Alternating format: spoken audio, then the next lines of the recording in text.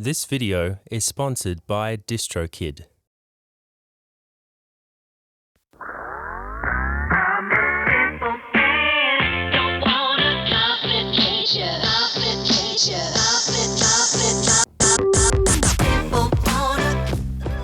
Broadly speaking, the three pillars of great vocal recordings are talent, environment, and gear. The microphone you choose for your next recording project will either enhance the strengths within these key components or reinforce their weak points. In this video, I'll arm you with the knowledge you need to make an intelligent choice when selecting a vocal microphone that fits with your unique recording environment, talent, and gear. Know your mics, and you're well on your way to getting better quality vocal recordings. I'll have links to everything you need in the description, along with a free downloadable PDF that neatly summarizes everything I talk about here. Now, while we're talking about the start of production, it's important to have a plan for your final product in mind. For distribution, I recommend DistroKid to all my clients because it's an affordable and stress-free way to quickly distribute music to Spotify, iTunes, Pandora, Tidal, YouTube Music, plus over 150 other outlets. I'm particularly excited about DistroKid's inclusion of TikTok in their distribution plan, TikTok being one of the most downloaded music-centric apps and a huge driving force behind the viral success of many new songs. Distribution to TikTok gives you organic reach to a huge worldwide audience. With DistroKid, it's also easy to upload artwork, set up royalty splits for songwriters on a per song basis, and the best part, you keep all of your music sales revenue. DistroKid only charges a yearly subscription offering 3 tiers: Musician, Musician Plus, and Label, while other distribution services complicate this process, charging up to $40 per release, or take a cut of your sales or delay the release of your work for several days or even weeks. DistroKid instead takes a fair and straightforward approach. Most independent artists will be more than happy using the entry-level tier priced at $19.99, which lets you upload unlimited songs or albums within the subscription year, which is insanely good value. SPL Mixing and DistroKid have teamed up to offer you a 7% discount on your first yearly subscription. To claim this discount, just follow the VIP link provided in the video description, www.distrokid.com/VIP/SPL Mixing.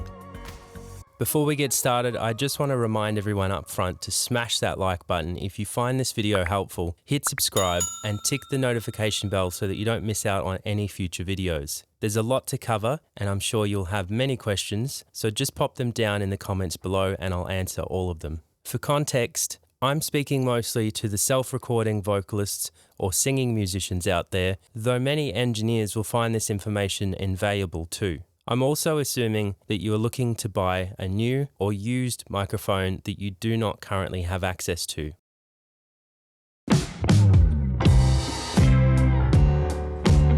As I explained in the intro, there are 3 major pillars of vocal recording: talent, environment, and gear. Talent encompasses your skills and knowledge as a vocalist and as a recording engineer. You must learn to deliver the best vocal performance you can and understand microphone technique. You also must continue to educate on how to make better recordings if that's a weak point for you. It's also worth learning some basics about what rooms are best for recording in. Shape, size, and dimensions, effective treatment all matter. The room plays a part in the sound of the recording no matter which microphone you choose. By the end of this video, you'll at least be confident in your knowledge of microphones and in choosing a vocal microphone that suits the genre and style of delivery that you have and which type will suit your specific environment too. For everything else, you'll still need to continue educating yourself, but I'll do my best in this video to give you a little bit of information just to get you started. Your environment is obviously the space within which you record your vocals. Now, if you're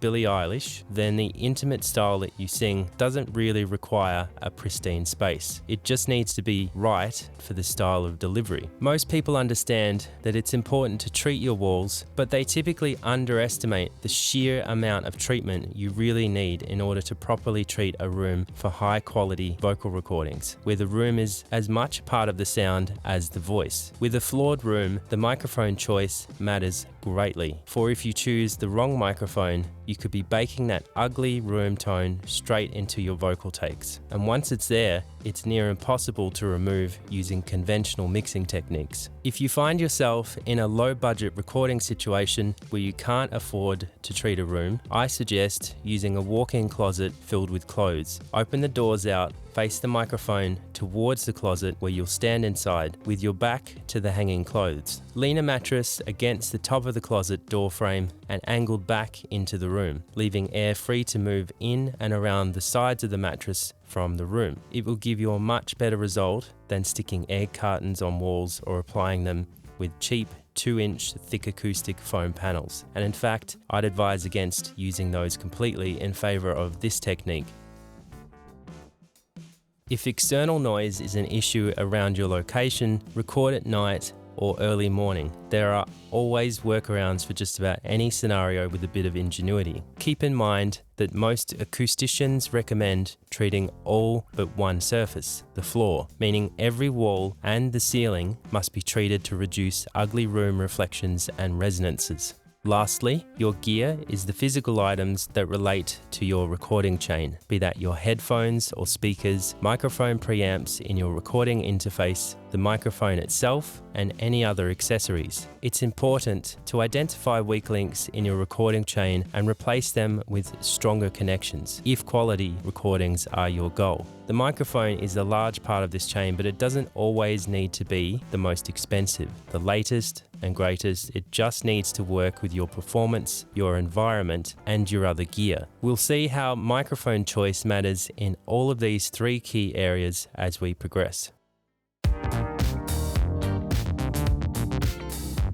Dynamic microphones are best described as insensitive because they absorb quite a lot of energy being thrown at them. The diaphragm, essentially the ear of the microphone, is very resistant to movement, and it's this reluctance to change that makes a dynamic microphone a good choice for a loud singer or a singer who sings in a style with a big variety of levels. As a side effect, this insensitivity means these mics lack an ability to produce detail, particularly with higher frequencies, because higher frequencies don't carry the required energy to move the diaphragm far enough. You can, of course, compensate by adding EQ to boost the highs, matching the tonal balance of more sensitive mic designs, but the sound is still somewhat blunted by comparison. Therefore, these mics tend to soften up harder sounding, bright voices, which is why they also make a great choice for drum recording and guitar amps. A dynamic mic might be the best choice if you're working in an untreated room. Its insensitivity is great for cutting down unwanted reflections from the walls and ceiling, but also noisy neighbors. Dynamics are pretty bulletproof too if you accidentally drop them, unlike other mic types. So they make a great first vocal microphone, especially because of their low cost. Dynamics are highly directional and work best in close proximity to a vocalist. Within 2 inches or less, they provide a significant increase in low frequencies, which is referred to as proximity effect. Proximity effect can come across quite muddy sounding, so some dynamics have built-in EQ filters on the body to reduce lower frequency boominess. Other dynamic designs may also include switches for increasing the presence of vocals. All of these extra switches typically add to the cost of the microphone though.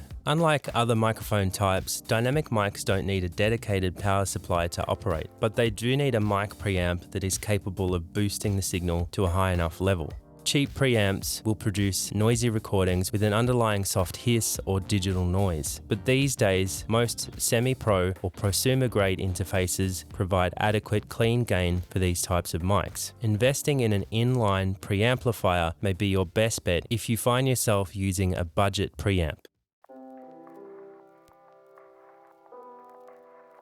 Condenser microphones comparatively are far more sensitive than dynamic mics due to their very thin and fragile diaphragms that can move easily with sound vibrations. They're often referred to as studio quality mics because of their ability to reproduce open high frequencies and extended lows with little coloration. Condenser mics have additional circuitry inside that require power to run, which makes them what is called an active design. Some condensers have their own dedicated power supply, such as tube condensers, which need 120 plus volts to operate. Other condensers are fine with the standard 48 volts sent down the microphone cable from your preamp, otherwise referred to as phantom power. This active or powered state contributes to their high output level, meaning you won't need a lot of gain on your preamp like you do with dynamic mics. Most condenser mics, but not all, run two diaphragms sandwiching backing plates, allowing the user to change the way that the microphone hears sound around it through different switches on the body or power supply. These are referred to as polar patterns. We'll discuss these in full detail shortly.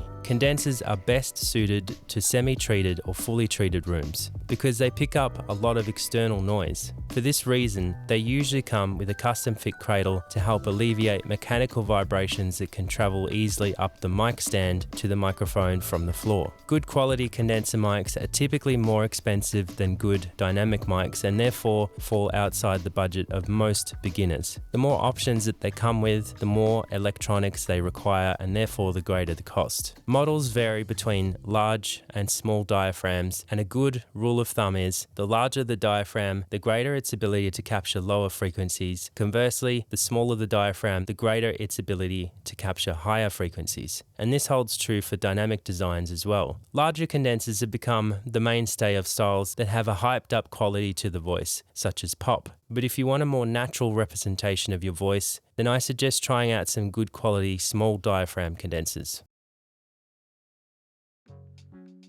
Ribbon microphones have been around for many years and have started making a resurgence because of their natural sound and a smooth top end that is perfect for digital recording. A ribbon microphone is actually a dynamic microphone that uses a corrugated lightweight ribbon element rather than a coil diaphragm assembly like a regular dynamic mic. They're typically fragile, quite expensive, and respond quickly to transients. However, there are some ribbons on the market that are considerably more durable than old school ribbon mics, such as the Rode NTR and AEA KU5. Unpowered or passive models require high preamp gain like a dynamic mic, though usually more so. While most preamps can handle ribbon microphones in most situations, some preamps that work perfectly with condenser or dynamic mics may prove to work poorly with ribbons. Unfortunately, this puts them out of reach of most beginners who are just running with a basic interface. If you do decide to select a passive ribbon microphone, make sure your preamp has plenty of gain, at least 60 to 70 dB. You will find this information in the manufacturer's specs. Ribbons generally have an even stronger proximity effect than dynamic mics, making them appear quite a bit darker, even up to a few feet away. This in spite of their quick responsiveness to high frequencies. Bearing in mind their strong proximity effect, you may find yourself backing away from a ribbon microphone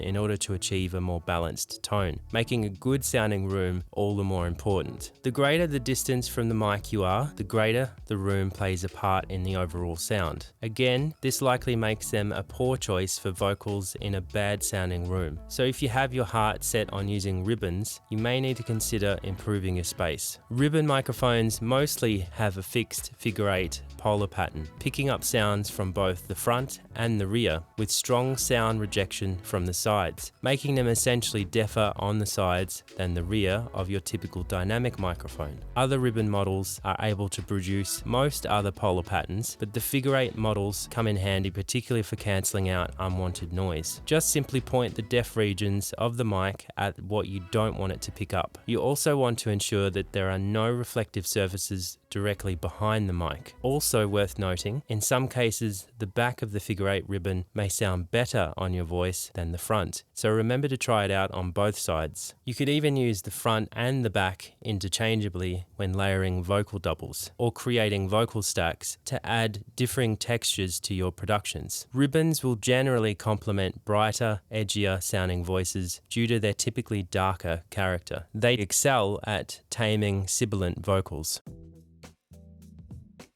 Now that you understand general microphone types, let's look at some common specifications and what they mean. You can find the specifications in microphone manuals or spec sheets on any reputable manufacturer's website. The spec sheet gives us a way of comparing different mics to determine in what ways one particular model is superior to another through mostly standardized industry tests.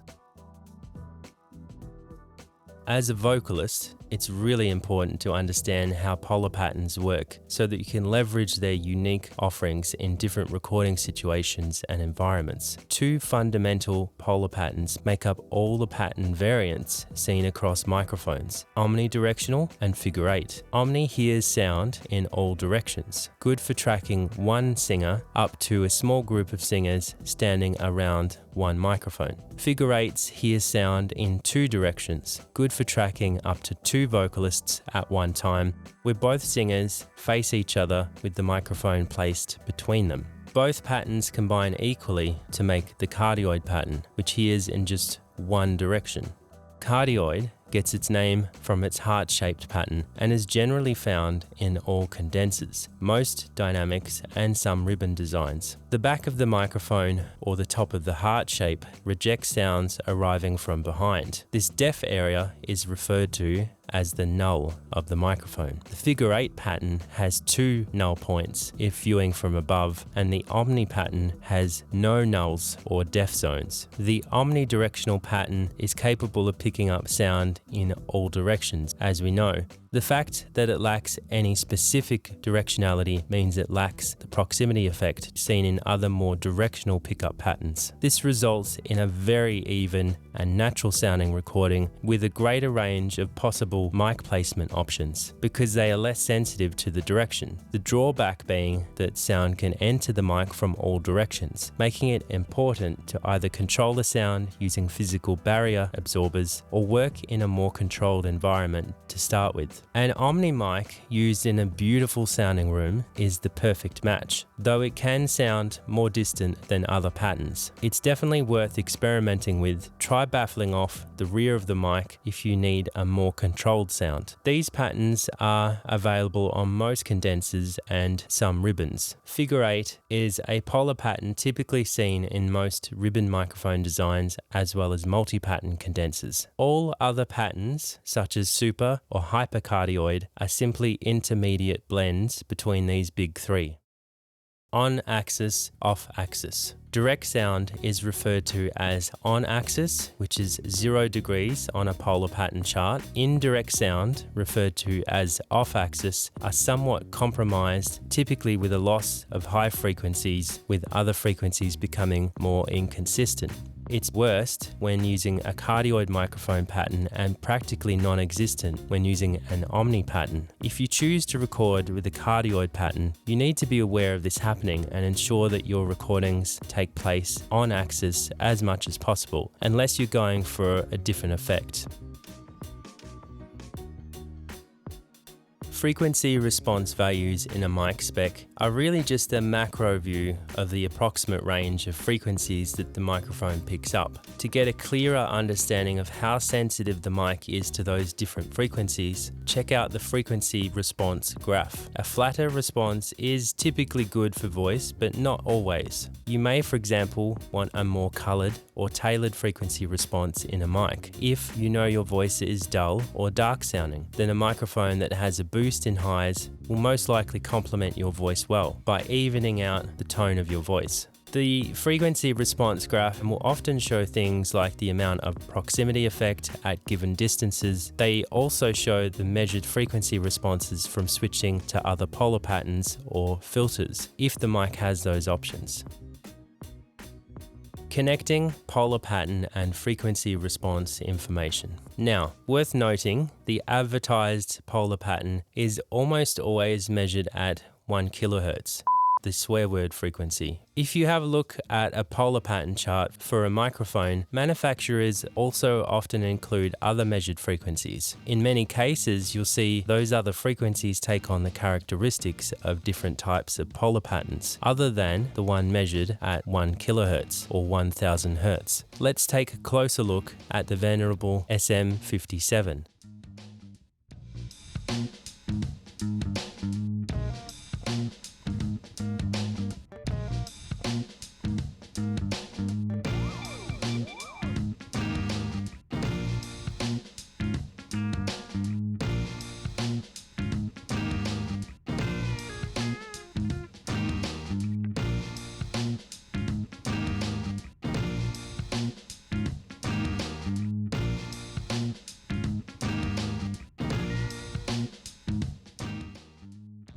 Impedance is the measured resistance of the microphone's electrical components in ohms.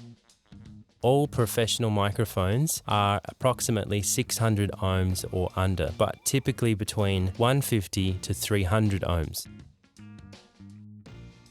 Any microphone measured above 600 ohms is, in my opinion, probably not worth investing in.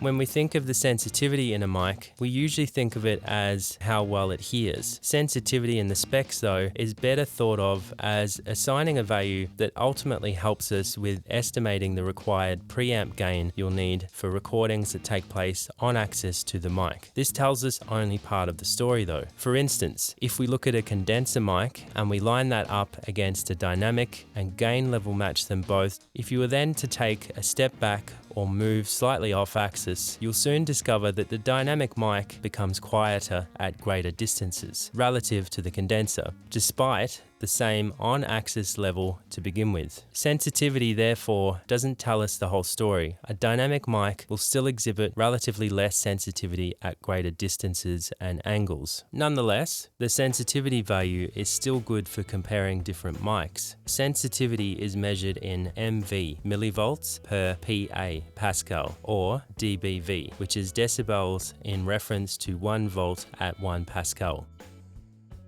I prefer converting the MV/PA value to dBV because you can easily use it to estimate the required gain you need. If the manufacturer uses MV per Pascal, use an online converter to change it to dBV. I'll put a link to one in the free PDF. In the dBV scale, a theoretical microphone which produces 1 volt when exposed to 94 decibels SPL measures at 0 dBV. That probably means nothing to you, but where this becomes useful is that in reality, all microphones measure less than 1 volt in the dBV scale, meaning that all microphone sensitivities result in negative dBV values. The lower the number is, the less sensitive the microphone, and conversely, the closer to 0 dBV, the more sensitive the microphone. Sensitive microphones, like condensers or powered ribbons, appear in the -42 to -30 dBV range. Insensitive microphones, such as dynamics and unpowered ribbons, appear in the -60s to mid-40s. As you can see, an SM7B sits down at -59 dBV, meaning you'll need 29 dB or more gain to match the level of most sensitive condenser mics, and that's before applying any additional gain on top of that to attain the desired recording level at a greater distance from the mic. So when you look at it like that, this specification really affects you the most based on your chosen microphone preamp in your USB or Firewire interface. Budget mic pre's, for example, have up to 40 dB of gain, prosumer gear might have up to 60 dB of gain, and pro gear as much as 80 dB of gain. Running a budget mic pre near or at its maximum gain in order to achieve the needed output level often results in a recording that is ruined by digital noise and buzz that sounds like this.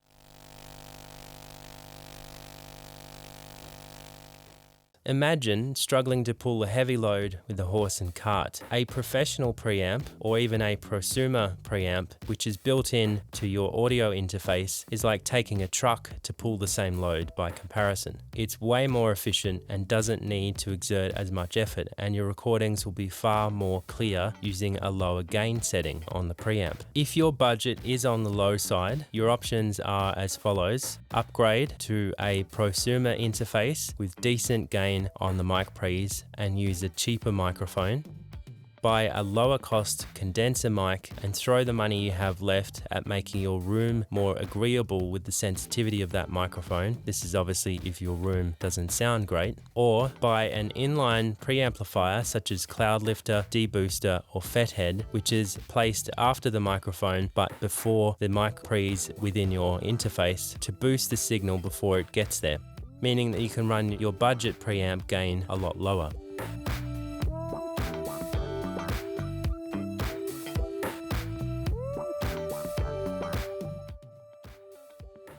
SPL stands for Sound Pressure Level. This spec tells us the maximum level the mic can handle without overloading and distorting at its output. Sometimes this figure is in reference to a particular frequency. To give you some idea, a microphone placed near a loud snare drum will have to endure around 110 to 120 dB SPL. Loud screaming is also around 110 dB SPL. If a microphone is said to have a maximum SPL of 130 dB or more, then it definitely will handle loud vocals.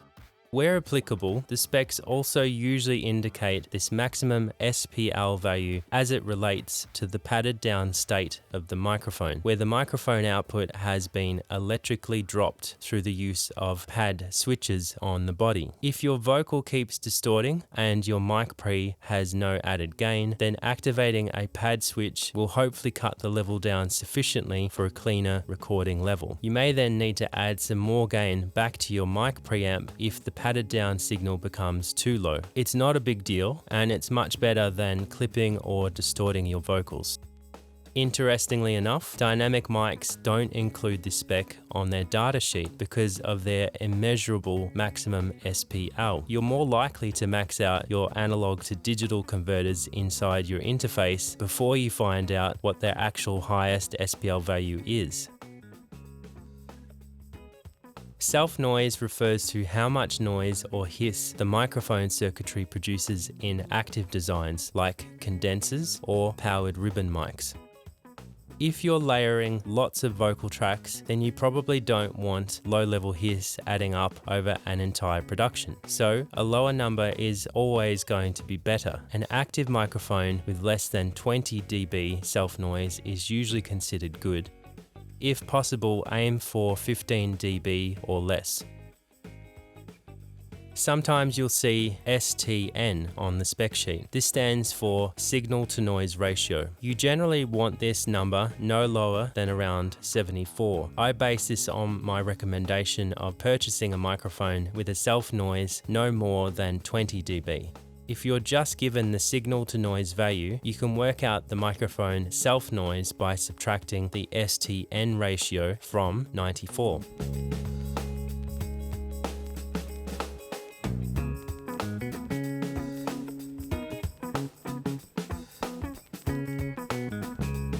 Dynamic range is simply max SPL minus self-noise. The higher the number is, the better, particularly if you're going to be doing more distant vocal recordings.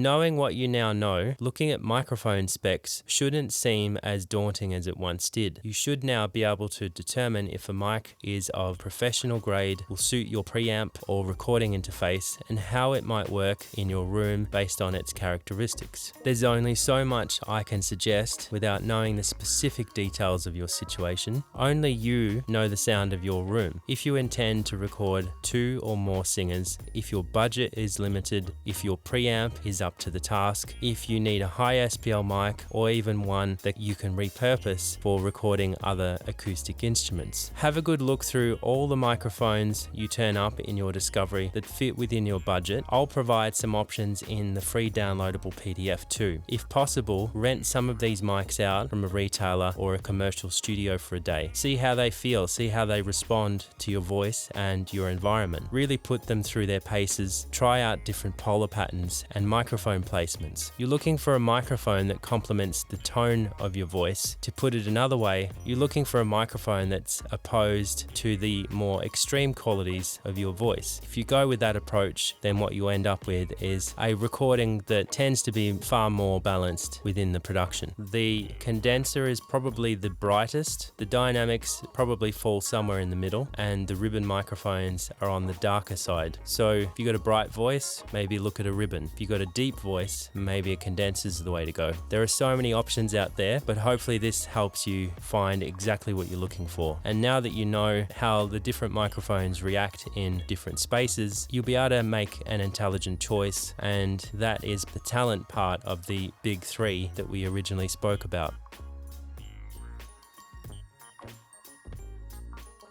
The most important thing is that you buy the best quality equipment you can afford, treat your room adequately, and deliver a great vocal performance without over or undercooking the levels.